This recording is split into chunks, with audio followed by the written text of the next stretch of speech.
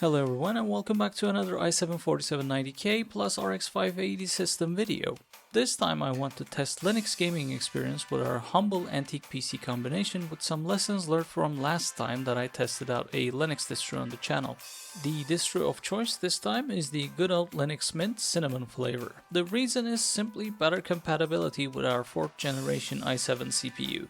The last time I did the Linux video I used Bazzite and it just had too many weird problems that could be described as having ghosts in the machine, and I just don't want that. I think Bazzite just expects a more modern AMD Ryzen CPU or its Intel equivalent. The i7-4790K in our system is overclocked to 4.7 GHz and is paired with 1800 MHz DDR3 RAM with CL10 timings. This was the best stable performance I was able to squeeze from the CPU and RAM pairing on the platform. You can check out my previous videos for testing on these.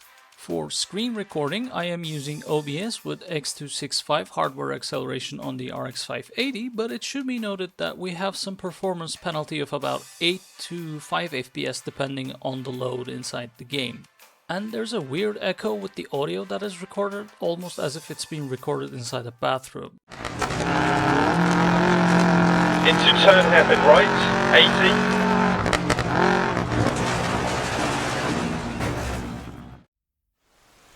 Back then, everything went through Frank. The plans, the orders, the money. You could get the call day or night. Tommy, Frank says to wait for him in the garage out in the back, eh? You got the job, I think. Thanks, Luigi. Sarah's cooking. This weird echo also happened with Bazzite, so I'm more inclined to blame OBS itself or my sound card on this motherboard.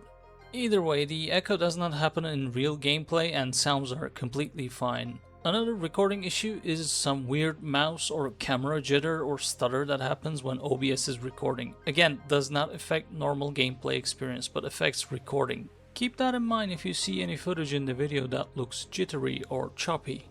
Similar to Windows 11, Linux distros also have mitigation patches built in for Spectre and Meltdown security exploits for older Intel CPUs. These patches can be disabled by adding a command line to your grub bootloader. All the game benchmarks are recorded with the mitigations disabled for best gaming performance from our 4th generation Intel CPU.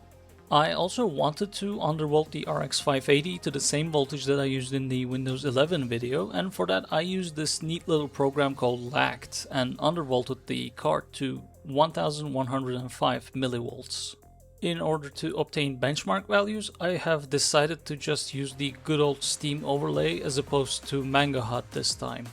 The benchmarking function on MangaHut just seems to be buggy and crashed on me a couple of times and did not properly record the benchmark values in some other instances. The software is just a bit too unreliable for my taste, and I will just opt to use Steam Overlay's built-in 90-second benchmark values when talking about performance. I know this won't be a one-to-one comparison with Windows 11 results, but no matter how you test, it is always going to be a bit of an apples to oranges comparison, as both operating systems have to function in different manners, and our Linux distro here has to run a translation layer on top, which adds extra workload to our system. I did my best to replicate in-game settings on Linux identical to the Windows 11 video, but there were some instances where I had to use lower graphics settings due to some game crashes. Some software, such as 3D Mark, is not included in the benchmarks, as 3D Mark just does not run properly on Linux, and a few other games, such as Control, are excluded because I just had them on Epic Games Store and I did not want to mess with the headache of setting up that awful launcher through Proton. Our first benchmark here is then Counter-Strike 2. At 1080p native using the lowest possible graphics settings, we are getting an average between 100 to 150 FPS, something that nearly matches the Windows 11 gaming performance. We are using the native Linux version that Valve provides, so there is no Proton translation going on. We also did not get that weird degrading frame rate problem that happened while using Bazzite, so mid here scores a clear victory in my personal opinion. Similar to Windows 11, our main bottleneck here seems to be our i7. Even overclocked to 4.7 GHz, we are below the 200 FPS average threshold that any modern CPU is easily able to reach. Still, this is a solid and playable experience from our NT PC.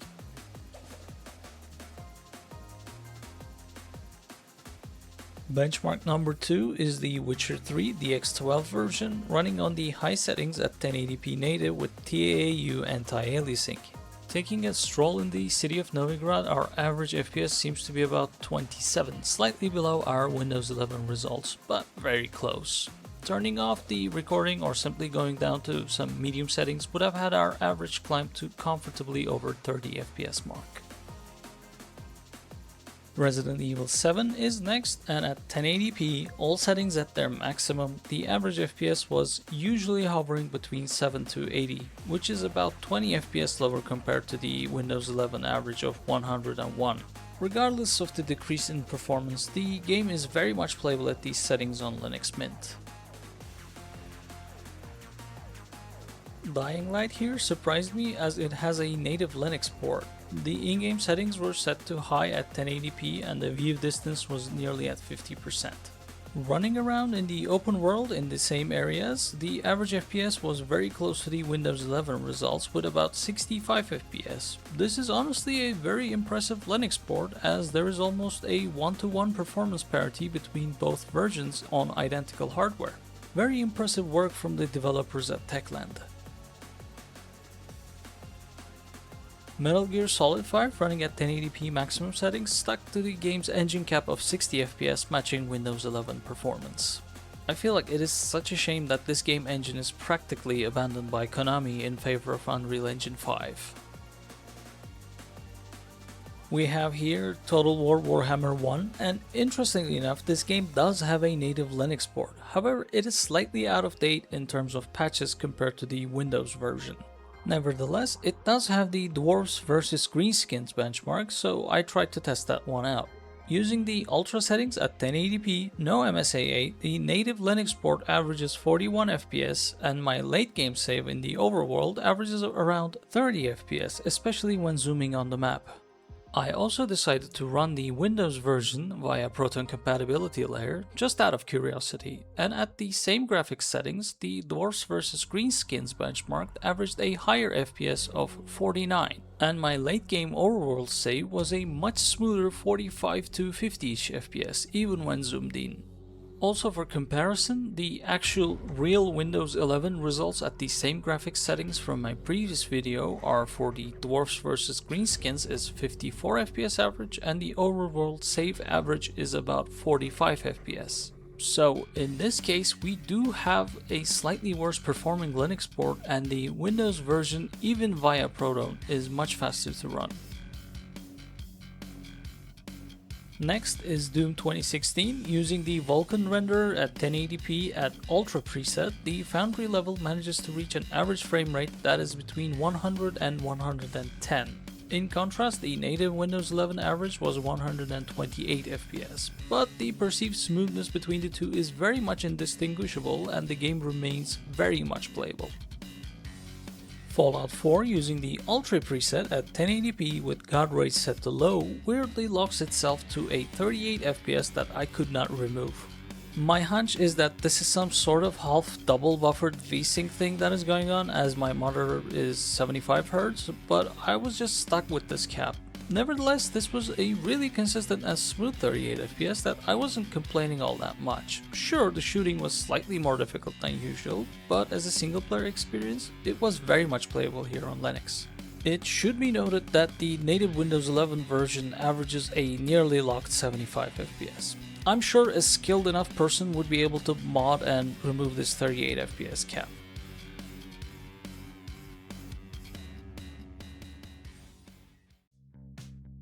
Dirt Rally using the Ultra preset with 4x MSAA was averaging about 100 FPS in our testing, which is really close to the 105 FPS average of the native Windows 11 results.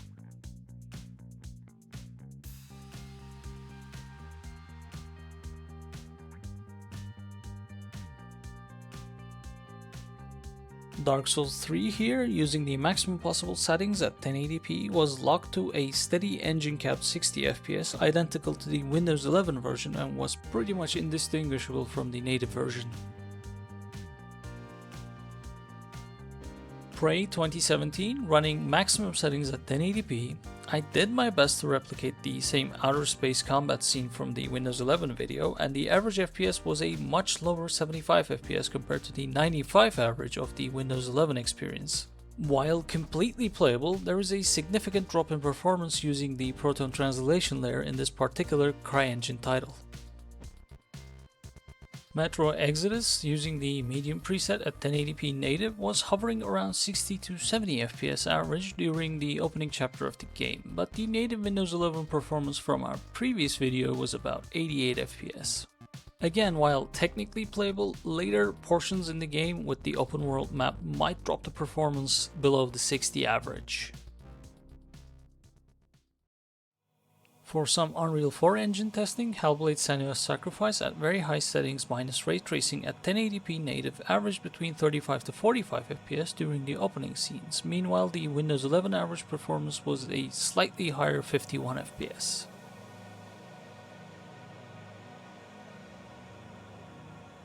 Switching from fantasy medieval to just plain old medieval, Kingdom Come Deliverance using the high settings with very high textures at 1080p native resolution averaged about 50 FPS near the monastery benchmark region that I go for a horse ride. While it is a bit lower compared to the 65 average of the native Windows 11 results, it was still very much playable and looked pretty. Honestly, you can just drop some of these settings to medium and claw back the lost performance due to the translation layer.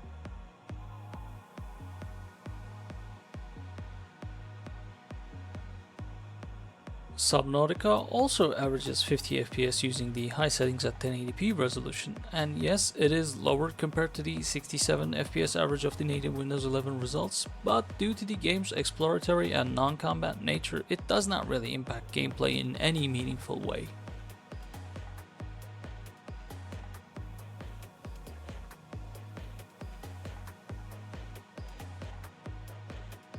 For the finals, I just tested the game at the low settings, textures at high, anti-aliasing at medium at 1080p using FSR 3.1 balanced, and with that the average FPS was usually somewhere between 60 to 75 FPS, which was a bit lower compared to the 83 FPS average of the native Windows version. But I think just being over that magical 60 FPS mark makes the casual modes of the game playable and enjoyable with lots of environmental destruction and mayhem. Hey there, just a quick self-promotion. If you're enjoying the video, why don't you drop a like, maybe even a comment, and consider subscribing to the channel. Thanks in advance. Benchmarking the initial new game portion of Pathologic 2 using the fantastic preset at 1080p native returns an average FPS between 35 and 45. Unfortunately, while it is below the 57 FPS average of the native Windows 11 version, I think dropping down a few settings here and there and playing the actual portions of the game, which I think are slightly less intensive, will see an average close to 60 FPS. While Pathologic 2 is a narrative-driven RPG experience, it still has some combat features that really do benefit from having a higher 60 FPS, as the game is pretty unforgiving when it comes to taking down your player character in a melee fight. Mafia 1 Remake Definitive Edition is next, and this one is a bit of a head scratcher for me. Using identical settings to Windows 11 video, high settings 1080p native, we are seeing an average of 35 to 45 FPS, a big performance drop compared to the 64 FPS average of the native Windows 11 version. Plus, OBS really struggled when capturing footage for this game. It had the most camera stutter out of any game that I've tried. The performance drop may be due to different weather conditions of this particular level that I was playing. I mean, rain is a bit more intensive on the GPU perhaps. Either way, it is a playable experience on Linux as a single player title, but I would probably drop some settings. Resident Evil 2 Remake with all the settings at high, volumetrics at medium, at 1080p and textures set as high as possible without going over the VRAM warning gives an average frame rate between 60 to 75 FPS. The Windows 11 average was 90, and again we have some significant performance regression, but the game is over that 60 mark, so I can't really complain. Doom Eternal is next, and this game in particular suffered the most from the Proton translation in my personal opinion. Using the Ultra preset at 1080p native, the Super Gornas level's initial combat encounter was averaging between 60 to 70 FPS, whereas the Windows 11 performance is 90 FPS. The performance regression is in line with Resident Evil 2 Remake, but here in Doom Eternal you feel the responsiveness of the mouse drop like a rock, and for a higher difficulty level this will be a worse experience compared to the native Windows version. Did you know that 2014's Alien Isolation has a native Linux port? I certainly didn't, but here we are running the native Linux version of the game at maximum settings at 1080p and averaging about 120 FPS. The Windows version average was 144 by the way. Considering that the game logic breaks and has bugs over 100 FPS, this is just a flex to show how good the Linux port of the game is out of the box. Resident Evil 8 Village, using medium settings and textures as high as they go without going over the VRAM limit at 1080p native, averages a respectable 60 to 70 FPS depending on the amount of action that is going on the screen. The native Windows version averages 89 FPS and is arguably better suited for the first-person shooter nature of this game, but the survival horror nature of the game still makes it completely okay to play at 60 FPS with lots of items and ammunition that you can find around. The game is more than forgiving with health items and regular difficulty levels. The built-in benchmark of the Callisto Protocol returns an average frame rate of 53 on Linux compared to the 65 FPS average of the Windows version, all using the medium settings and high textures. I think this one would be fine to play using a controller and maybe some FSR upscaling to claw back to 60 FPS. The Dead Space remake, using the low preset at 1080p FSR balanced, averages between 35 to 40 FPS, which is nearly identical to the Windows version with 37 FPS average. However, I did notice some extreme stuttering when playing the game on Linux, but this particular game is notorious for its shader and loading stutters, so it might be just that. After going through the opening cinematic and into the ship itself, the performance dramatically increases, so I would expect actual gameplay to be somewhere between 40 to 60 FPS average. Ready or Not, using the medium preset with textures on high at 1080p native, averaged anywhere between 40 to 50 FPS. As a squad-based tactical shooter, I'd say this is playable, but considering the native Windows version averages 67 FPS, I would personally turn on some FSR and try to get at least 60 FPS here on Linux. Resident Evil 4 Remake was a really problematic game for me to test, using identical settings to Windows 11, 1080p native, most settings at medium, hair strands off, SSR off, other miscellaneous settings on and at high, and finally textures at high without going over the VRAM limit would instantly crash the game. The only way to avoid a crash was to set the textures to 2GB high and turn on FSR balance. This prevents a direct comparison between the Windows and Linux testing, but even at these lower settings, the Linux average was between 30 to 40 FPS, much lower than the 56 FPS average of the Windows version. It seems that this particular game is really sensitive to VRAM, and the overhead from using Proton is enough to spill over our 8GB buffer and cause a game crash. Alone in the Dark Reboot, using the high settings and epic textures at 1080p native, averages a decent 45 to 60 FPS in the opening section, which was about on par with the Windows 11 version with its 60 FPS average. A really nice surprise to see nearly identical performance between Windows and Linux testing. Hunt Showdown at 1080p low settings, high textures, SMAA 2TX anti-aliasing and highlighting settings managed an impressive 60 to 70 FPS average that was nearly on par with the 73 FPS on native Windows 11. Plus, I am happy to see this game run without any stutters or weird hitching that was occurring when I tested it on Bazzite.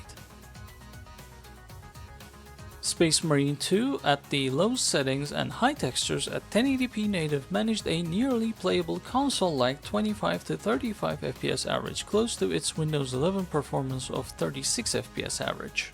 but during the heat of the battle it was more like 25. Turning off recording and maybe enabling some FSR would help the drops if they are caused by GPU load, but if the drops are occurring due to the CPU load, then unfortunately I doubt there isn't anything that could be done to improve the performance.